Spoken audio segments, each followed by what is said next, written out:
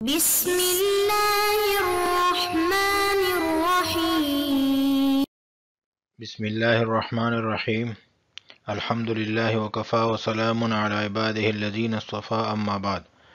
عزیز طلبہ، شرح ملجمی کا تیسرا سبق شروع کر رہے ہیں۔ اس تیسرے سبق میں اما بعد سے لے کر سمت تحریر تک پڑھیں گے۔ اما بعد فہذہ فوائد وافیۃ بحل مشکلات الکافیۃ۔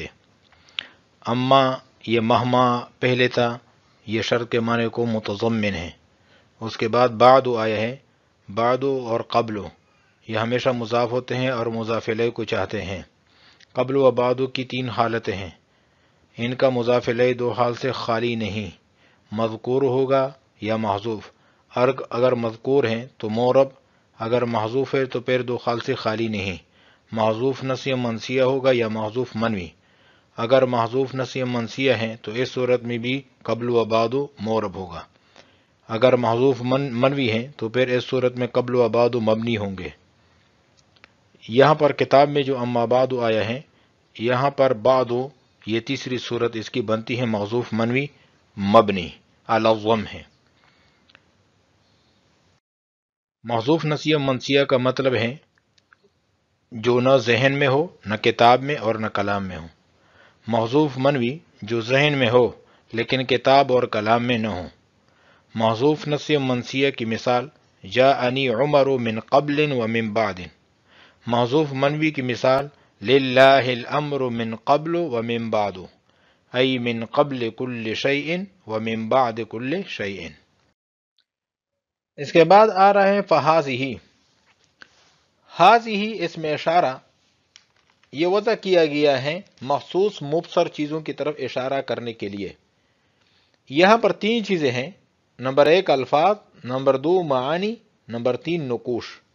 الفاظ وہ ہیں جس پر انسان زبان سے تکلم کرتا ہے۔ معانی وہ ہے جس پر یہ الفاظ دلالت کرتے ہیں، یعنی وہ معنی جو ذہن میں آتا ہے۔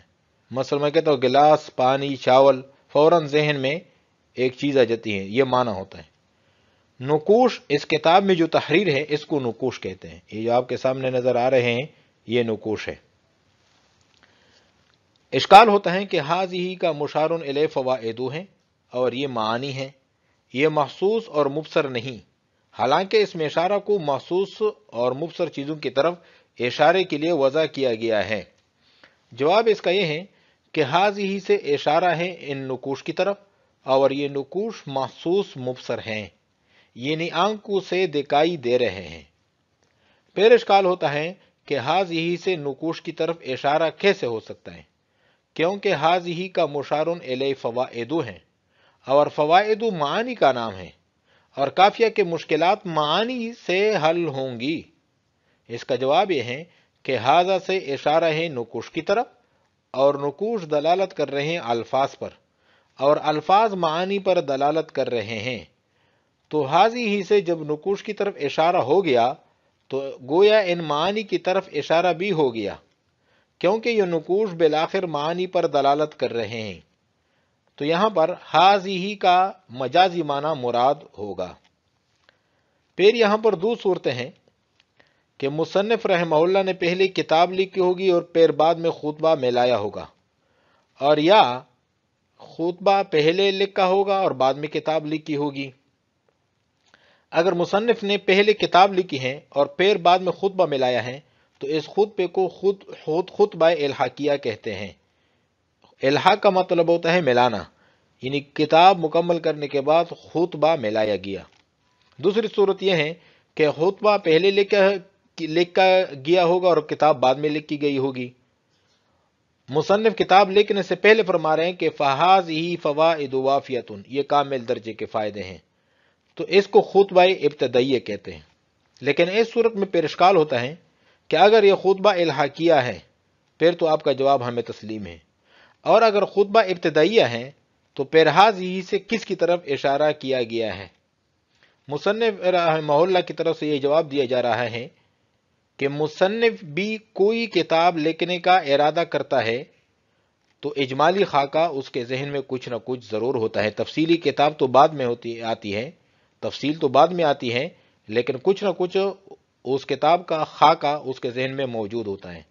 تو اس صورت میں ہی اپنے مجازی معنی میں استعمال ہوگا، کیونکہ یہ خاکہ تو ذہن میں ہے، اور ہی کو مخصوص مبصر چیزوں کی طرف اشارے کے لیے وضع کیا گیا ہے، اور یہ تو معنی ہے، اور معنی مخصوص اور مبصر نہیں ہوتا۔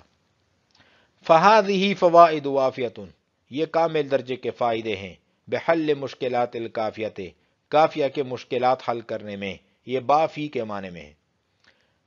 للعلامۃ، اس حال میں کہ یہ کافیہ کتاب ہے، للعلامہ، علامہ اصل میں تھا علام، علام کا مطلب ہوتا ہے خوب جاننے والا، یہ مبالغے کا صیغہ ہے، جیسا کہ ضراب خوب مارنے والا۔ تو اس میں جو تا ہے یہ تا تاکید کے لیے ہے یا تاکید مبالغے کے لیے ہے، یہ تا تانیث نہیں ہے، اور اللہ تعالیٰ خوب جاننے والا، سب سے زیادہ جاننے والا ہے، لیکن اللہ تعالیٰ کے لیے علامہ کا لفظ استعمال نہیں کر سکتے، کیونکہ اس میں تانیث کے وہم کے پیدا ہونے کا خدشہ ہے، تو اس لیے اللہ تعالیٰ کے لیے علامہ کا لفظ استعمال نہیں کر سکتے۔ المشتہر، جو مشہور ہیں، فی المشارق والمغارب، مشرق اور مغربوں میں، تو یہاں پر مصنف رحمہ اللہ جمع لائے ہیں، مشارق اور مغارب، حالانکہ ہمیں تو ایک مشرق اور ایک مغرب نظر آ رہا ہے۔ اس کا جواب یہ ہے کہ مشرق اور مغرب کئی ہیں، ایک نہیں ہے۔ جیسے کہ آج سورج جس جگہ سے طلوع ہوا ہے، کل اس جگہ سے طلوع نہیں ہوگا، پھر تیسرے دن کسی اور جگہ سے طلوع ہوگا۔ آج جس جگہ سے سورج غروب ہو رہا ہے، اس جگہ سے کل غروب نہیں ہوگا، پھر تیسرے دن کسی اور جگہ سے غروب ہوگا۔ اسی وجہ سے یہ مشارق اور مغارب جمع لائے ہیں۔ الشیخ عربی میں یہ کامل اور فضیلت والے شخص کے لیے استعمال کیا جاتا ہے، اور بوڑھے شخص کو بھی الشیخ کہا جاتا ہے۔ ابن الحاجب، ابن الحاجب کا آج کے دور کے مطابق اگر معنی کریں تو سیکٹری بنتا ہے، کہ اس وقت کے بادشاہ کے ان کے والد صاحب سیکٹری تھے۔ تغمدہ اللہ، تغمدہ کا مطلب ہوتا ہے ڈانپ لینا، بغفرانی ہی یعنی مغفرتوں میں، وہ اسکنا، یسکنو کا مطلب ہوتا ہے ٹھکانہ دینا، جگہ دینا۔ بحبوحتا، بحبوحتا واحد ہے، اس کی جمع بحاہی ہے، درمیان والی جگہ یا عمدہ جگہ۔ جنانی ہی، یہ جنت ان کی جمع ہے، اگر اس پر فتح پڑا جائے تو فتح کی صورت میں دل کو کہتے ہیں۔